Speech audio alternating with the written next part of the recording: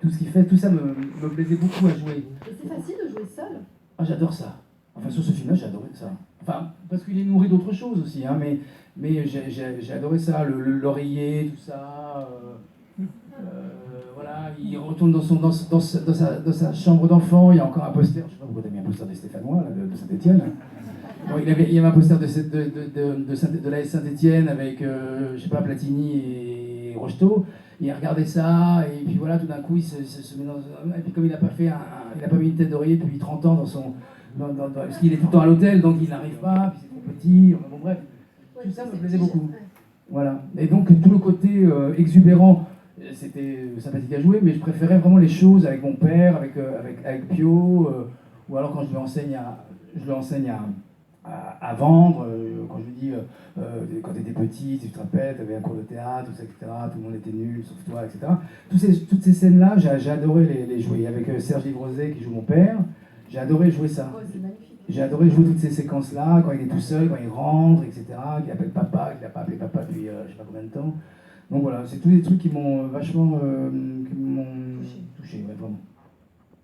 Question en haut, balcon, question en bas. En bas. En bas, en bas. Bonsoir. Bonsoir.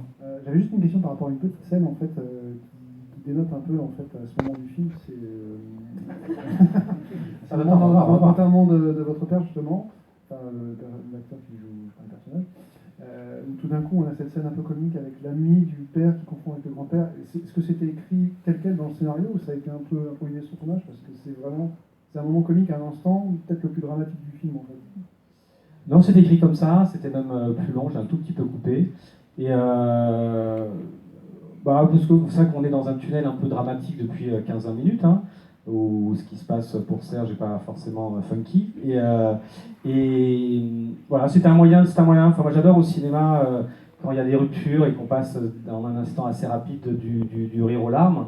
Et voilà, c'était modestement une tentative, voilà, que le spectateur souffle un peu sur. Qui n'a pas vécu un enterrement où il y a un fou rire parfois intempestif, hein, pour le coup, moi ça m'a pas choqué comme ça, donc c'est très bien que dans des moments dramatiques, il y a des... Vous n'avez pas été choqué?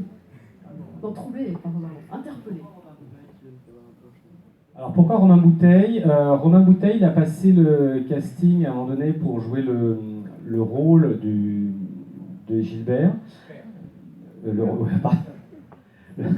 rôle du... ouais, pardon. Ouais, grosse coupe. Voilà, voilà, après j'ai pris Serge Livrosé pour le rôle du père de Gilbert et je m'étais bien entendu avec Romain Bouteille et je trouvais ça rigolo, voilà, de le faire venir. Et en plus, je trouvais qu'il y avait une vraie, comme vous dites, une vraie parenté physique. Hein, voilà, d'ailleurs, il y a des spectateurs qui, pour le coup, comprennent vraiment pas parce qu'ils se disent, mais enfin, en fait, qui c'est qu'on enterre parce que voilà. Et voilà, pour moi, c'était très crédible et cohérent que les deux soient des potes à la vie, à la mort dans ce vieux village sans femme, encore une fois.